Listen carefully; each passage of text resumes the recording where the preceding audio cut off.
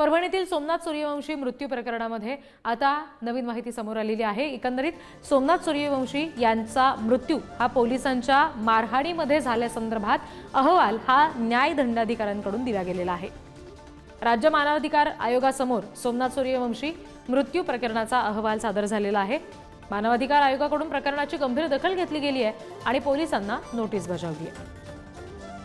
आणखी तपशील घेऊया प्रतिनिधी अक्षय मुंडे यांच्याकडून। अक्षय, पोलिसांना जी नोटीस बजावलेली आहे त्याच्यामध्ये नेमकं काय म्हटलं गेलेलं आहे? पुन्हा एकदा आपण प्रतिनिधी अक्षय यांच्याशी संपर्क साधूया।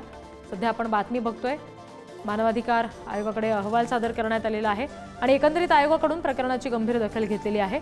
परभणीतील सोमनाथ सूर्यवंशी मृत्यू प्रकरणामध्ये आता ही नवीन माहिती समोर आली आहे। पोलिसांच्या मारहाणीमध्ये त्यांचा मृत्यू झाल्यासंदर्भात अहवालात उल्लेख आहे आणि या सगळ्याची आता आयोगाकडून गंभीर दखल घेतली गेलेली आहे। त्यामुळे पोलिसांना या सगळ्या संदर्भात आता नोटीस बजावलेली आहे असं समजतंय।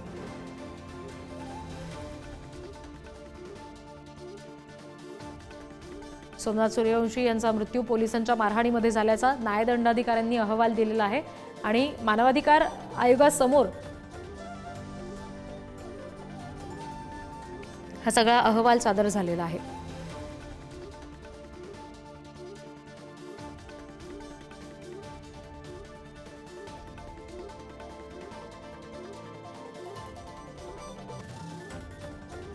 पुन्हा एकदा आपण प्रतिनिधी अक्षय मुंडे यांच्याशी याबाबत बोलणार आहोत। अक्षय, पोलिसांना जी नोटीस बजावलेली आहे आयोगाकडून त्याच्यात नेमकं काय म्हटलंय, काय उत्तर पोलिसांना द्यावं लागणार आहे? नक्कीच रिद्धी, परभणी येथे 11 डिसेंबर रोजी संविधानाच्या प्रतीची विटंबना झाल्यानंतर आंबेडकरी संघटनेच्या वतीने आंदोलन करण्यात आले होते। या आंदोलनामध्ये जाळपोळ झाल्याच्या नंतर सोमनाथ सूर्यवंशी यांना ताब्यात घेण्यात आले होते।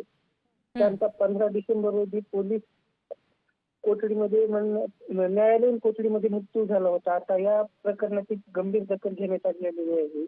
न्यायदंडाधिकाऱ्यांनी आपला 451 पानी गोपनीय अहवाल राज्य मानवाधिकार आयोगासमोर दाखल केलेला आहे। आयोगाने या अहवालाची गंभीर दखल घेतली असून संबंधित पोलिसांना नोटीसी बजावल्या आहेत। सोमनाथ सूर्यवंशी यांचा मृत्यू नवामोंडा पोलीस ठाण्यामध्ये मारहाणीतच झाल्याचा ठपका देखील यामध्ये ठेवण्यात आलेला आहे।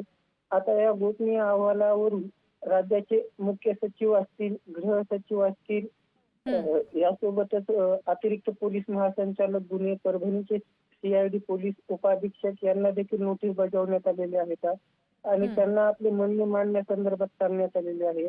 या प्रकरणाची सुनावणी आता 23 जूनला ठेवण्यात आलेली आहे। त्यानंतरच आता पोलीस आपली काय बाजू मांडतात हे देखील समजणार आहे। पोलिसांना निश्चित, आणि त्यामुळे या प्रकरणात आता पोलीस काय बाजू मांडतात त्याचे तपशील तुमच्याकडून घेऊ। अक्षय, धन्यवाद दिलेल्या माहितीसाठी।